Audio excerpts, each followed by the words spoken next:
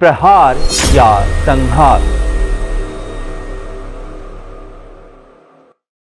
नमस्कार, news plus 21 के खास विश्लेषण जो कि 2024 के आम चुनावों को समर्पित है।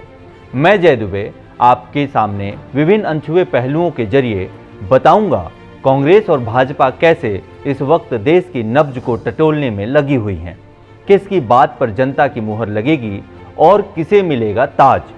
तो आइए जुड़िए हमारे खास प्रोग्राम कर्तव्य पथ 2024 से। तो शुरुआत करते हैं इसकी दूसरी कड़ी, प्रहार या संहार।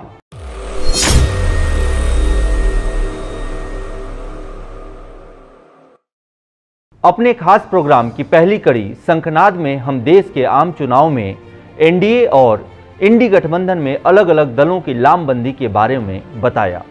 न्यूज प्लस 21 के खास कार्यक्रम की दूसरी कड़ी प्रहार या संहार में हम समझेंगे कि आखिर मोदी और भाजपा विपक्षी दलों पर प्रहार कर रहे हैं या समूचा ही संहार करने में लगे हुए हैं। प्रहार या संहार।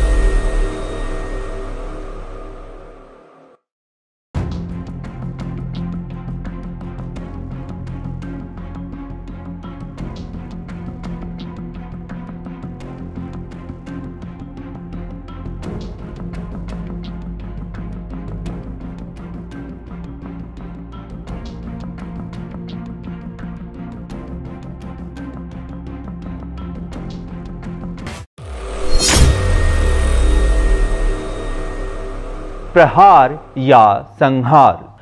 अब आइए समझते हैं कि यह प्रहार और संहार की पहेली क्या है।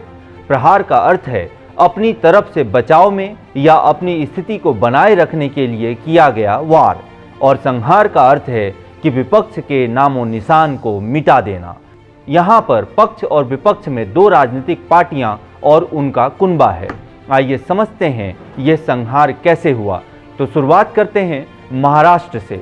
जब शिवसेना और भाजपा के बीच मतभेद हुआ और उद्धव ठाकरे ने अपने आप को भाजपा से अलग कर लिया, तब भाजपा से यह अलगाव बर्दाश्त नहीं हुआ और उसने शिवसेना के संहार की कहानी तैयार की और नतीजा आपके सामने है। आज कहीं न कहीं हम यह कह सकते हैं कि बाला साहब की शिवसेना का संहार हो चुका है और नई शिवसेना ने जन्म ले लिया है जो कि मोदी के साथ है।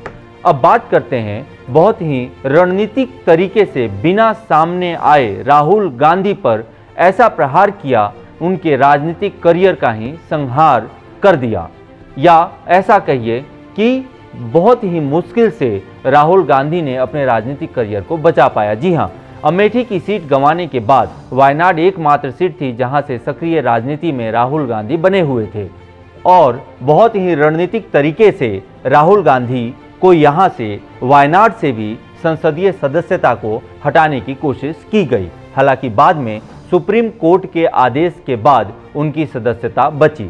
आगे बढ़ते हैं, अगली बात करते हैं। जी हां, बिहार की, जहां चुनाव से पहले गठबंधन के साथी बदल गए। हालांकि यहां नीतीश कुमार बीजेपी के साथ अपनी सरकार तो बचा ले गए, मगर नई सरकार का गठन बीजेपी की शर्तों पर करना पड़ा और कांग्रेस की संहार के लिए एक और सफल प्रहार बीजेपी की तरफ से किया गया।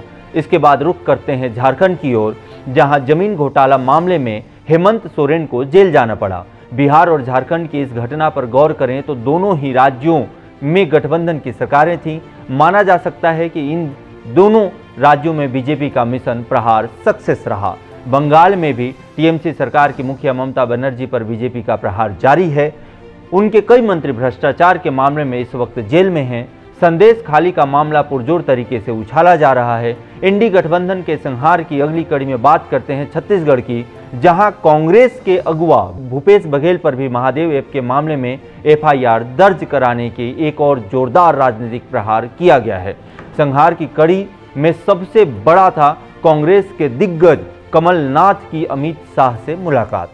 राजनीतिक गलियारों में भूचाल और कांग्रेस के पुनः टुकड़े करने की कोशिश। हालांकि यह प्रहार विफल रहा, लेकिन अगर यह सफल रहता तो आज़ादी के बाद से आज तक की कांग्रेस की सबसे बड़ी हार होती। अब बात करते हैं दिल्ली की, जो इस वक्त सुर्खियों में है।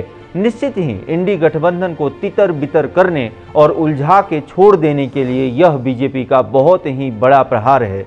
इंडी गठबंधन के सबसे मुखर नेता और दिल्ली के मुखिया अरविंद केजरीवाल को इस तरह से गिरफ्तार कर लेना और पार्टी को असहाय बना देना बीजेपी का विपक्ष के संहार में लोकसभा चुनाव के पहले अंतिम और बड़ा प्रहार है। जी हां, News+21 के खास प्रोग्राम कर्तव्य पथ 2024 की इस कड़ी में हमने आपको बताने की कोशिश की कि कैसे दो प्रमुख पार्टियों के बीच चुनावी मुकाबला न होकर कैसे प्रहार और संहार का खेल चल रहा है। उम्मीद करता हूं कि आपको हमारी निष्पक्ष विश्लेषण सच्चाई के करीब नजर आया होगा। अगली कड़ी में हम समीक्षा करेंगे कि क्या संहार की यह पहल कहीं भस्मासुर की कहानी का दोहराव तो नहीं बन जाएगी। तब तक बने रहें News+21 के साथ, आपके हक की बात, और हमारे YouTube चैनल को सब्सक्राइब करना न भूलें।